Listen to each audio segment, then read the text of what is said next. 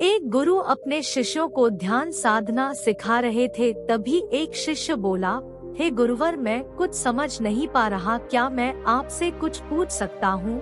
गुरु जी ने कहा, बिल्कुल पूछ सकते हो। शिष्य ने कहा, मैं पानी पीता हूँ तो मेरी प्यास बुझ जाती है, या कोई भी पानी पीता है तो उसकी प्यास बुझ जाती है, तो यह ध्यान के संबंध में ऐसा क्यों नहीं होता? जब हम आपके कहे अनुसार एक जैसा ध्यान करते हैं, तो हम में से कोई पहले तो कोई बाद में तो कोई कभी भी ध्यान की स्थिति को प्राप्त कर ही नहीं पाता। ऐसा क्यों होता है? जैसे पानी से सबकी प्यास बुझ जाती है, वैसे ही ध्यान से सबके ज्ञान चक्षु खुल जाने चाहिए, पर ऐसा नहीं होता है। गुरुजी ने कहा, कल किसी ने भोजन पर हमें आमंत्रित किया है, कल तुम मेरे साथ चलना, मैं तुम्हारे प्रश्नों के उत्तर वहीं दूंगा। अगले दिन दोनों गुरु शिष्य भोजन के लिए एक धनी व्यक्ति के घर पहुँचे। धनी व्यक्ति की पत्नी ने उन्हें भोजन पर बुलाया था। दोनों भोजन करने बैठ जाते हैं। उन्हीं के साथ उस स्त्री का पति भी भोजन करने बैठा हुआ था। उसने अपने सभी नौकरों पर चिल्लाकर कहा, ये क्या बेकार सा भोजन बना रखा है, इसमें कोई स्वाद नहीं है। वह भोजन की थाली फेंककर नौकरों से कहता है कि जाओ दोबारा ढंग का भोजन बनाकर लाओ। धनी व्यक्ति की पत्नी उन दोनों गुरु शिष्य से क्षमा मांगकर उन्हें भोजन परोसने लगे। दोनों ने भोजन किया। गुरु ने अपनी थाली में 2 रोटी छोड़ दी। गुरु ने उस स्त्री से कहा कि बेटी, क्या तुम मुझे यह 2 रोटी बांध कर दे सकती हो? स्त्री ने उन रोटियों को बांध कर दे दिया। उसके बाद दोनों वहां से निकल गए। रास्ते में गुरु जी ने शिष्य से पूछा कि तुम्हें भोजन कैसा लगा? शिष्य ने कहा, भोजन तो अति स्वादिष्ट था, मुझे पसंद आया, मुझे भोजन करके बहुत अच्छा लगा।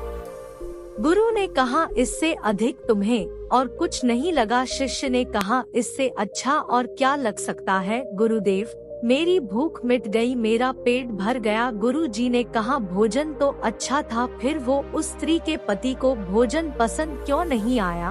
भोजन तो अच्छा बना था ना, भोजन एक ही था, तब उसे पसंद क्यों नहीं आया? शिष्य ने कहा, आप ठीक कहते हैं गुरुदेव, मैं तो कुछ समझ ही नहीं पा रहा हूँ, आप ही कुछ बताएं। गुरुजी ने कहा, अभी तो मेरे साथ आगे चलते रहो। गुरु शिष्य चलते चलते बहुत दूर निकल आए।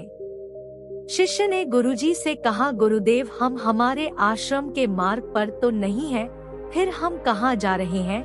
गुरु ने कहा, बस चलते रहो। बहुत दूर चलने के बाद एक फटेहान व्यक्ति गुरुजी के सामने आ गया और उनके चरणों में गिर गया और बोला, हे परमात्मा, मेरी मदद करो, मैं 3 दिन से भूखा हूँ, मैंने कुछ भी नहीं खाया है, आप कृपया कर मुझे कुछ खाने को दें।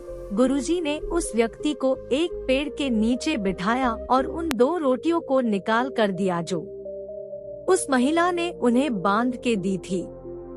रोटियों को देखते ही उस गरीब व्यक्ति की आंखों में चमक आ गया। उसने तुरंत उन 2 रोटियों को लेकर खा लिया। खाते समय उस व्यक्ति की आंखों से आंसू निकल रहे थे। वो रो रहा था और खाता जा रहा था और हाथ से इशारे कर रहा था, जैसे वो किसी अदृश्य शक्ति को कह रहा हो, तेरा धन्यवाद इस रोटी के लिए। खाने के बाद उसने गुरु जी को प्रणाम किया और धन्यवाद कहा। गुरुजी ने उस व्यक्ति से पूछा कि भोजन का स्वाद कैसा था? उसने कहा, स्वाद तो था ही नहीं, केवल जीवन था, परमात्मा और ईश्वर था। ये रोटियां नहीं थी, यह तो साक्षात जीवन था। यह कहकर वह व्यक्ति वहां से चला गया। गुरु ने शिष्य से कहा, देखो, भोजन वही था, लेकिन एक व्यक्ति को उसमें स्वाद नहीं आता, तुम्हें उसमें स्वाद आया, तुम्हें भोजन पसंद आता है, लेकिन वही एक व्यक्ति को इस भोजन में स्वाद नहीं आता, बल्कि वह इसमें ईश्वर, परमेश्वर और जीवन को देख लेता है। इसी से पता चलता है कि व्यक्ति और भोजन की तृप्ति में भी अंतर है। पहले व्यक्ति की इसमें कोई तृप्ति नहीं होती, तुम्हें थोड़ी तृप्ति होती है, और इस व्यक्ति को अनंत तृप्ति होती है। ऐसा ही ध्यान के संबंध में होता है। जिसको जितनी ज्यादा प्यास होती है, वो उतनी ही जल्दी मार बना लेता है। उस शिष्य की जिज्ञासा का समाधान हो गया था, उसके प्रश्नों का उत्तर उसे मिल गया था, लेकिन प्रश्न का उत्तर अभी हमारे नहीं मिला। प्रश्न था मन क्यों नहीं लगता। दोस्तों, जो लग जाए वह मन नहीं है, मन का स्वभाव ही है भावना। जब हमारे पास कोई चीज अत्यधिक होती है तब मन उससे भागने लगता है, जैसे उस धनी व्यक्ति का मन जिस भोजन से भाग रहा था जो उसके लिए आम बात थी। लेकिन जब कोई चीज हमारे पास सीमित मात्रा में होती है और हमें मिल भी जाती है, तब हमारा मन उससे जुड़ा भी रहता है और हम उस चीज की थोड़ी बहुत अहमियत भी रखते हैं। जैसे उस शिष्य का मन जो उस भोजन से थोड़ा बहुत जुड़ा हुआ था, तो उसने उस भोजन के स्वाद को भी जाना। लेकिन जब हमें कोई चीज चाहिए होती है और वह हमारे पास नहीं होती, तो पहले हमारा मन उस चीज के लिए बहुत लालायित रहता है। वह हर हाल में उसे पा लेना चाहता है। लेकिन जब कोई चीज प्राणों से जुड़ी हो, जैसे कि वह 2 रोटी, और जब बात प्राणों पर आ जाए तब मन गायब हो जाता है। तब आप स्वाद नहीं देखते, भोजन का प्रकार नहीं देखते हैं, तब आपको सिर्फ भोजन चाहिए होता है। तब आप एकाग्र हो जाते हैं भोजन के लिए। जो मिले उसी में आपको आनंद आ जाता है। स्वाद हो या ना, आपके प्राण अंदर तक उसे स्वीकार कर लेते हैं। और यह तब होता है जब मन नहीं होता। हम हमारे मन को लगाने की बहुत कोशिश करते हैं, कुछ पढ़ाई में लगाने की कोशिश करते हैं, तो कुछ अपने काम में लगाने की कोशिश करते हैं।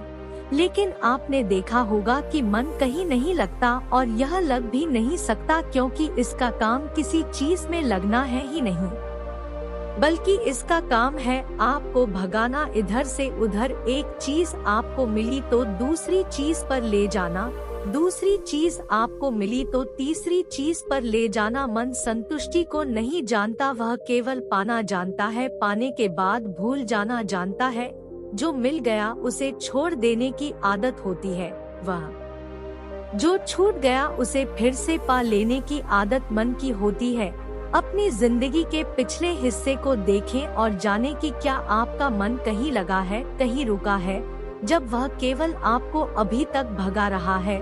अब सवाल आता है कि अगर मन का काम भागना या फिर भगाना ही है, तो क्या जिंदगी भर हम भागते ही रहेंगे? क्या हम कहीं रुकेंगे नहीं? ध्यान से देखो तो जिंदगी ऐसी ही है।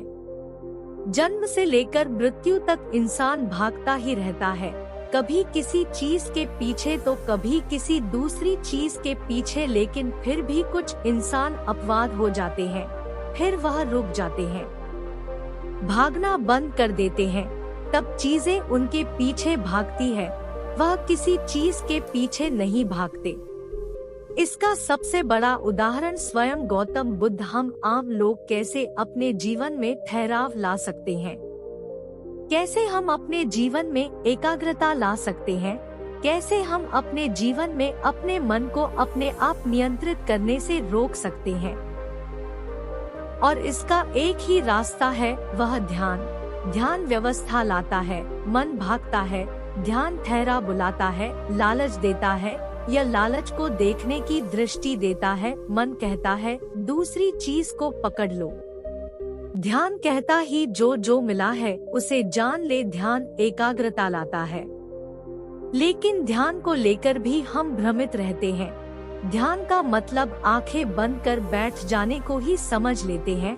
एक छोटी बच्ची बहुत अच्छी बांसुरी बजाती है, जब वो बांसुरी बजाती है तब उसके सुर में खो जाती है, तब उसका मन गायब हो जाता है, उसके प्राण केवल उस बांसुरी की धुन में ही रम जाते हैं और यही उसका ध्यान बन जाता है। लेकिन ऐसा इसलिए होता है क्योंकि इस लड़की को उस बांसुरी में रस आता है, आनंद आता है, यही उसकी प्रकृति है। वो वही कर रही है जो वो हो सकती है। एक अध्यापक है, जब वो अपने छात्रों को पढ़ाता है तो उसमें खो जाता है। वो अपने प्राणों से उस पढ़ाने का आनंद लेता है, उसमें रुचि है, उससे यही उसकी प्रकृति है। जब वो पढ़ा रहा होता है तब उसके मन में कोई हलचल नहीं होती। वह तब ना तो भूतकाल की बात सोचता है ना भविष्य काल की, वो केवल वर्तमान के क्षण में ही रहता है और यही उसका ध्यान है। जो व्यक्ति जो है, अगर वो वही होने लगे तो उसमें स्वतः से ही ध्यान घटित होने लगता है। वो एकाग्र होने लगता है। लेकिन जब व्यक्ति कुछ होने की कोशिश करता है तो उसका मन हावी होने लगता है, एकाग्रता टूट जाती है और तब हम भागते रहते हैं, सब कुछ पा लेते हैं, तब भी सोचते हैं कि कुछ रह गया है और ये अधूरापन कभी पूरा नहीं होता। क्योंकि जो आप हो सकते थे, जो आपकी प्रकृति थी, वो आप नहीं हुए, बाकी सब कुछ हो गए। ऐसे ही आप हमेशा अधूरे रह जाते हैं, तब मन कहीं नहीं लगता। मन की प्रकृति ही लगने की नहीं है, जो लगता है वह एकाग्रता है, वह ध्यान। और जहां आपको एकाग्रता मिल जाए, समझ लेना वही आपके लिए बना है, जिस पर चलकर आप संपूर्ण हो सकते हैं।